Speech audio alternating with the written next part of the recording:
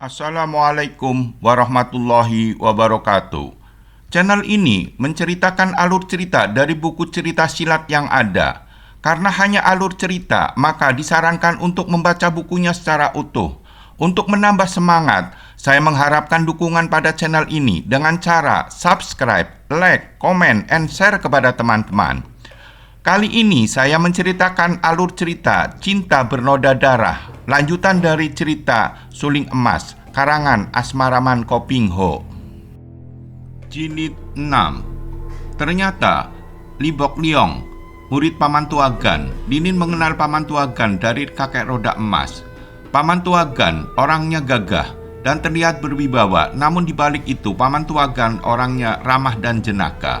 Sementara Li Bok Liong merasa heran karena Lin menganggap kakek roda emas itu sahabat baiknya, walaupun Lin telah menerima ilmu dari kakek roda emas. Li Bok Liong tersadar akan ucapan Cheng Hi Weisyo tentang pedang besi kuning. Pastilah Lin mengambilnya bersama kakek roda emas dari rumah pusaka kerajaan. Li Bok Liong serba salah dan bingung menghadapi Lin yang ugal-ugalan dan bicara semaunya. Namun dari cerita Lin, maka Li Bok Liong mengetahui bahwa Lin bersama kedua saudaranya Busin dan Xian Eng pergi dari Qinlingshan untuk mencari kakaknya Kambusong dan musuh besarnya yang telah membunuh orang tuanya, yaitu Suling Emas. Dan sekarang Lin terpisah dari kedua kakaknya. Li Bok Liong kaget dan heran karena Suling Emas yang dianggap para pendekar dunia persilatan adalah orang yang menjunjung tinggi kebenaran dan keadilan, juga berilmu tinggi yang sulit diukur ketinggiannya, dituduh membunuh Jenderal Kam Si Ek beserta istrinya.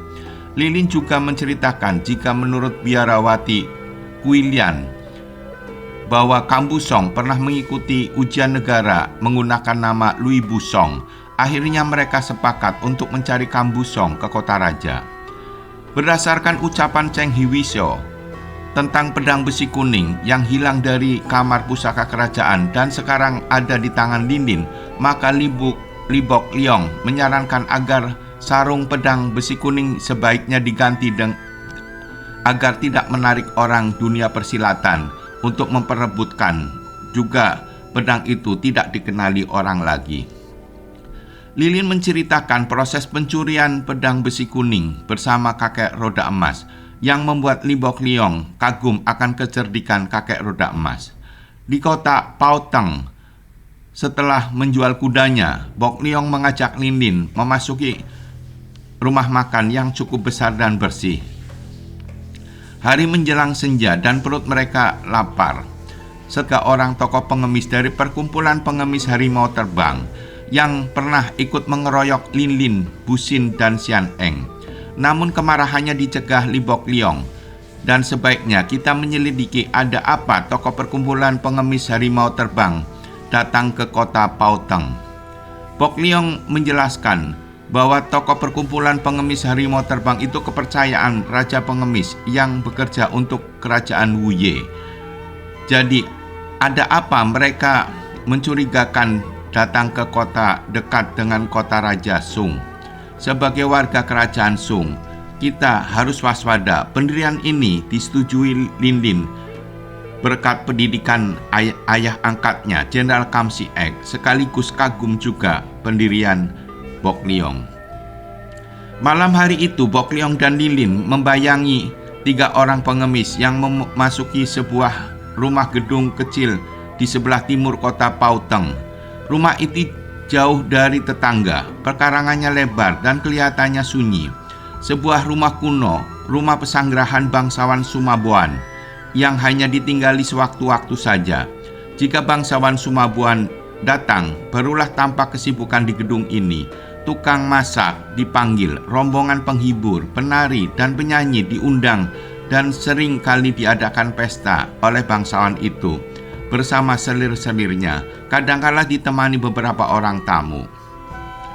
Sudah banyak tokoh-tokoh persilatan dihubungi Sumabuan. Dia menghimpun tenaga agar sewaktu-waktu dapat dipergunakan untuk menggulingkan kaisar dan mengangkat diri sendiri menjadi penggantinya. Tentu saja cita-citanya ini masih merupakan rahasia dalam hatinya dan hanya guru dan pembantunya yang paling setia saja yang tahu.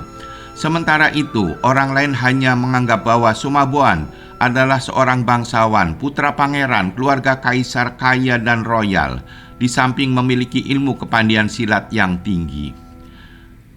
Dan dari hasil pembicaraan Sumabuan dengan 3 pengemis, dapat diketahui bahwa surat persekutuan Kerajaan Hauhan dengan Kerajaan Nancau jatuh ke tangan Dewi Rambut Harum. Raja pengemis saat ini menyelidiki ke Yunan, wilayah Nancau, sekaligus menyambut hari raya agama Bengkau dan memperingati 1000 hari wafatnya ketua agama. Sumabuan diminta menunggu bocah tua berhati racun, Beciu, murid kepalan sakti yang sudah berjanji akan datang mengunjungi dan sudah siap memberi bantuan untuk menghadapi suling emas. Dan suling emas seringkali berada di dalam gedung perpustakaan istana. Hei, apa itu? Tubuh Sumabuan berkelebat diikuti 3 orang pengemis itu yang sudah melompat keluar dan langsung melayang ke atas genteng. Keparat, berani kalian main-main dengan di depan Dewa Geledek, bentak Sumabuan sambil menerjang maju. Boklion menangkis pukulan Sumabuan dan akibatnya keduanya terpental, melayang dan cepat-cepat meloncat turun. Linin yang tahu bahaya juga mendahului meloncat turun sambil mencabut pedangnya. Baru saja kakinya menginjak tanah, 3 orang pengemis itu sudah menerjangnya. Dengan tongkat, gerakan mereka cepat dan kuat. Namun Lilin sudah memutar pedangnya hingga sinar kuning menggulung-gulung dari pedang itu menyambut datangnya 3 bayangan tongkat. Terjadilah pertempuran Boklion melawan Sumabuan dan Lilin melawan 3 orang tokoh pengemis. Lilin dalam sekejap mata saja padangnya sudah merobohkan 2 orang pengeroyok dan pengemis yang ketiga lari ketakutan. "Liong Tuako, jangan takut, pedangku akan mencabut nyawanya," seru Lilin dan cepat dia menerjang.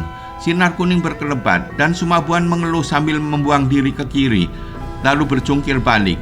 Pucat wajahnya karena hampir saja dia menjadi korban sinar pedang yang mengandung hawa dingin seperti es. Ia tadi terlalu memandang rendah.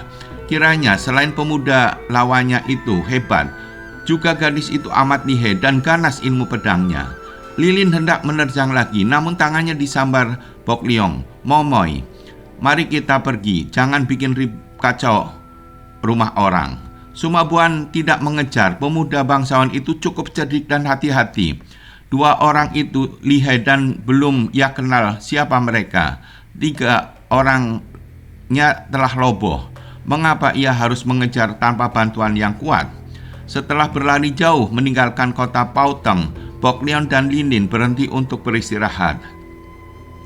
"Liongko, sekarang kita harus kembali ke kota raja. Suling emas berada di sana, di dalam gedung perpustakaan istana. Wah, kali ini dia tidak akan dapat terlepas dari tanganku." Bokliong mengangguk. "Memang kurasa kali ini kita akan dapat bertemu dengannya. Akan tetapi sebelumnya ku minta padamu, Lin Moy, jangan kau terburu-buru nafsu dan lancang menyerang kalau kita bertemu dengannya. Aku akan bicara dengannya dan aku dapat mengajukan pertanyaan yang akan memaksanya mengaku apakah dia membunuh orang tua angkatmu atau tidak. Tak boleh sembrono dan lancang terhadap orang seperti dia." Baiklah, aku akan menutup mulut dan menyerahkan urusan ini padamu. Asal aku segera bertemu dengannya dan mendapat kepastian, baru aku puas, Wako." Mereka tertawa dan melanjutkan perjalanan sambil bercakap-cakap. Kita tinggalkan dulu Linin dan Liu Bokliong yang melakukan perjalanan malam menuju ke kota raja. Mari kita sekarang menengok keadaan Xian Eng, gadis yang mengalami hal yang amat menyeramkan. Seperti telah dituturkan di bagian depan, tengkorak hidup bersikap amat menghormat kepadanya, menyebut Tuan Putri. Akan tetapi di samping sikap menghormat ini, terbayang sikap memaksa yang tidak dapat dibantah lagi, memaksa agar Xian Eng ikut dengannya dan mentaati segala permintaannya. Akhirnya Xian Eng maklum bahwa tak mungkin ia mampu membebaskan diri lagi, maka ia juga tidak lagi mencoba selama iblis ini tidak mengganggunya dan memperlakukannya dengan sikap menghormat dan baik-baik. Ia pun melurut saja dan hendak melihat apa yang akan terjadi selanjutnya dan kemana ia akan dibawa. Xian Eng berkali-kali menjelaskan bahwa dirinya bukanlah putri raja, namun penjelasan dan permintaan Xian Eng untuk dibebaskan hanya dijawab singkat, "Paduka putri raja kami memang sejak kecil diambil anak oleh Jenderal Kam." Hanya demikian jawabnya dan selanjutnya ia tidak mau bicara lagi. Melalui perjalanan yang amat cepat, mereka menuju ke arah timur laut dan pada suatu hari tibalah mereka di daerah yang jauh dari kota. Daerah penuh hutan, amat liar. Kemudian di tengah-tengah daerah ini tibalah mereka di sebuah rumah perkampungan dengan rumah-rumah yang kelihatan baru. Inilah perkampungan baru yang dijadikan pusat suku bangsa Khitan, terletak dalam sebuah hutan liar, dikelilingi hutan-hutan kecil di dalam gunung-gunung di perbatasan Manchuria. "Tengoklah Tuan Putri, rakyat kita memberi hormat kepada Paduka," kata tengkorak hidup dengan nada suara gembira.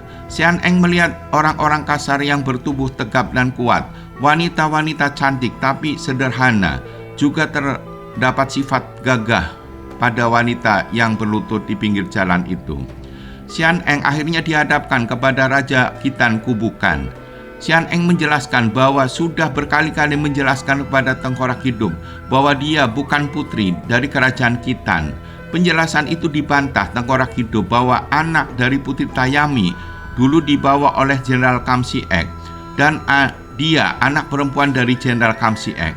Raja Kubukan menjelaskan bahwa sudah 2 orang gadis yang dibawa perwiranya dan keduanya bukan keponakannya.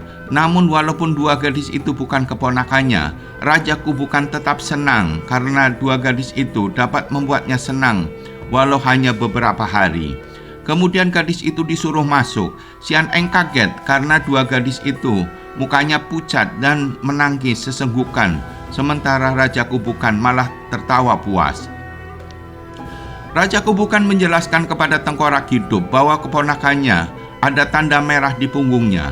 Tengkorak hidup menggerakkan tangannya dan sinar sabit bengkok tajam menyambar ke arah tubuh Xian Eng. Xian Eng menjerit, malu dan marah melihat tubuhnya telanjang bulat.